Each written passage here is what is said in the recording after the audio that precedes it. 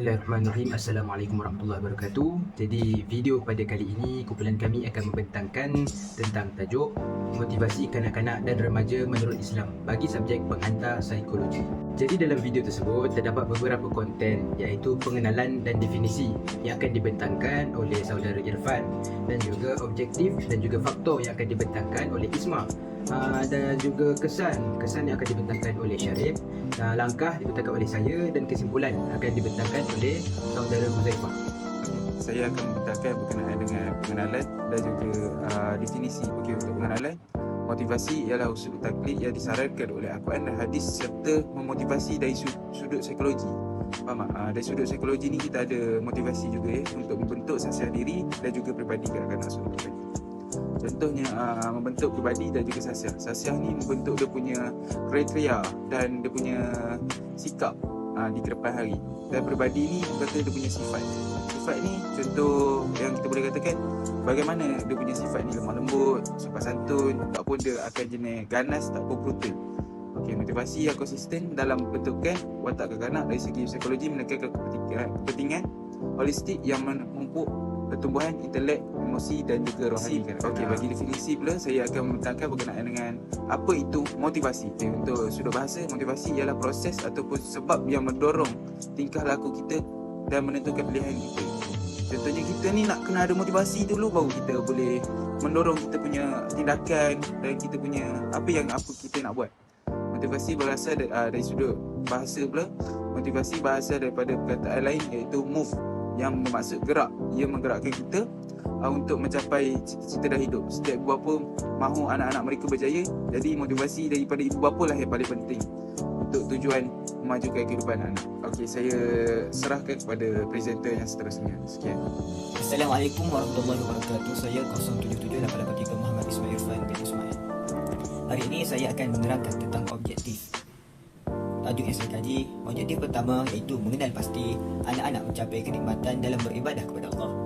Objektif yang kedua, memastikan anak-anak memperoleh ilmu pengetahuan yang bermanfaat.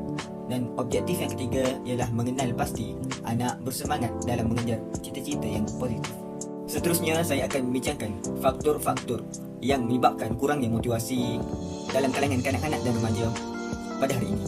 Terdapat 3 faktor. Faktor yang pertama iaitu faktor keluarga. Kurangnya kawalan keibubapaan adalah faktor yang menyumbang kepada wujudnya masalah anak-anak. Anak-anak akan susah untuk mengikuti proses pembelajaran di sekolah dan mudah terjebak dengan tingkah laku, jenayah dan keganasan. Ibu bapa tiada kesedaran dalam menjaga akhlak anak-anak sehingga menyebabkan mereka kurangnya adab dengan guru dan rakan-rakan. Faktor yang kedua iaitu faktor media massa. Kadang-kadang didedahkan kepada sumber teknologi yang berusulkan keganasan kuning atau kezaliman akan membentuk sikap yang negatif dan personaliti yang tidak tinggi ini. Peranan artis melalui media massa juga dikenal pasti mempunyai pengaruh terhadap proses pembentukan akhlak di kalangan kanak-kanak dan remaja. Dan faktor yang ketiga iaitu faktor persekitaran. Kanak-kanak dan remaja pula akan membentuk perasaan, nilai dan tingkah laku melalui pemerhatian terhadap apa yang dilakukan oleh orang di sekitaran mereka. Pergaulan bebas kanak-kanak dan remaja adalah punca dan merupakan punca persekitaran yang patut kita tekankan dalam pembesaran kanak-kanak dan remaja pada hari ini. Assalamualaikum warahmatullahi wabarakatuh. Nama saya Muhammad Syarifuddin bin Halim dari nombor metrik 077996. Saya akan sambung slide yang seterusnya adalah slide berkaitan dengan kesan. Kesan terbahagi kepada 2 iaitu kesan kebaikan dan kesan keburukan. Kita pergi kepada kesan kebaikan dahulu. Yang pertama, kanak-kanak dan remaja dapat memahami tujuan hidup walaupun pemahaman mereka mungkin berbeza mengikut peringkat perkembangan dan pengalaman hidup. Pemahaman tentang kehidupan ini boleh muncul melalui pelbagai cara termasuk pengaruh dari keluarga, pendidikan dan pengalaman sosial. Poin yang seterusnya adalah meningkatkan sasiah diri kanak-kanak dan remaja. Terdapat 2 cara yang saya ingin kongsikan untuk meningkatkan sasiah diri anak-anak. Yang pertamanya pendidikan emosi dan yang keduanya bimbingan pendidikan. Pendidikan emosi ini dapat memberi tumpuan kepada pembangunan kemahiran pengurusan emosi.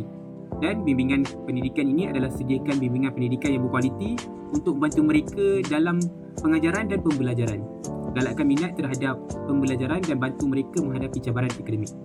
Dan melalui pendekatan ini, kanak-kanak remaja dapat mengembangkan keupayaan diri dan memperoleh kemahiran yang diperlukan untuk menghadapi kehidupan dengan penuh keyakinan dan keteguhan. Yang ketiganya adalah dapat memberi ketahanan emosi kepada kanak-kanak dan remaja di masa akan datang. Yakni memberi ketahanan emosi kepada kanak-kanak ini adalah penting untuk membantu mereka mengatasi cabaran dan stres dalam kehidupan mereka. Kepada keburukan pula, poin yang pertama adalah kanak-kanak dan remaja akan mudah terlibat dengan kes-kes jenayah. Kedua adalah emosi anak-anak akan menjadi tidak seimbang, dan poin yang terakhir adalah kanak-kanak mudah terpesong dari landasan yang benar. Bismillahirrahmanirrahim. Nama diberi Muhammad Aziz Hakimi bin Muhammad Razib, bernombor matrik 077963. Jadi saya akan membentangkan tentang langkah-langkah dalam memotivasi kanak-kanak dan remaja menurut Islam.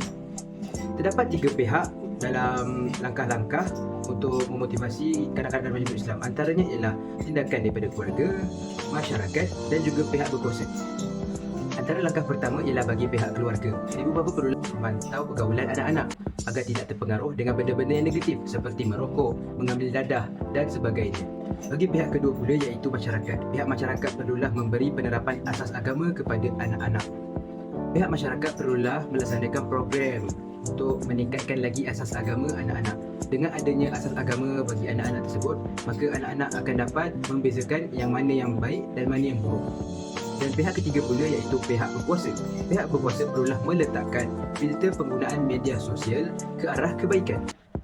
Pihak berkuasa perlulah menyekat segala-gala unsur-unsur negatif dalam media sosial dan melebihkan postingan yang berunsur-unsur agama ataupun kebaikan kepada anak-anak agar anak-anak dapat belajar sesuatu daripada postingan tersebut. Jadi itu sahaja daripada saya. Saya serahkan pembentangan seterusnya kepada saudara saya. Assalamualaikum warahmatullahi wabarakatuh. Saya Ahmad Zafar Ramlan. Matrik saya 076688. Okey, seterusnya kesimpulan apa yang kami dapat adalah Islam adalah salah satu motivasi terbaik yang boleh kita terapkan di dalam diri kanak-kanak dan remaja. Kerana apa? Kerana nilai-nilai yang berada dalam Islam yang diajarkan oleh Nabi SAW adalah sempurna. Bermakna Islam telah mengajar kita bahawa setiap kebaikan akan dibalas kebaikan, keburukan akan dibalas keburukan. Jadi elemen-elemen yang macam inilah yang perlu ada dalam diri kanak-kanak dan remaja. Dalam pada itu juga apa yang boleh kita simpulkan bahawa apabila kita menerapkan nilai-nilai keislaman dalam diri kanak-kanak, seperti kita tahu Islam yang pertama taat kepada Allah, taat kepada Rasul, taat kepada kedua ibu bapa serta menghormati orang sekeliling. Itu dah menjadi satu motivasi terbesar dalam kehidupan. Apabila dia mempelajari cara-cara mentaati Allah, mentaati Rasul, mentaati kepada kedua bapa, automatik dia telah mentaati kehidupan dia sebagai seorang manusia yang bermotivasi. Sebab kata orang dulu-dulu itu belah bulu dari rebuhnya. Bermakna kita didiklah anak daripada kecil. Daripada kecil kita dah ajar, kita dah memberi motivasi yang terbaik. Sebab pembelajaran ataupun motivasi yang terbaik sebenarnya datangnya dari rumah. Jadi itu saja daripada saya. Semoga kesimpulan ini memberi manfaat ataupun kebaikan kepada semua. Bitaufiq wal hidayah. Assalamualaikum warahmatullahi wabarakatuh.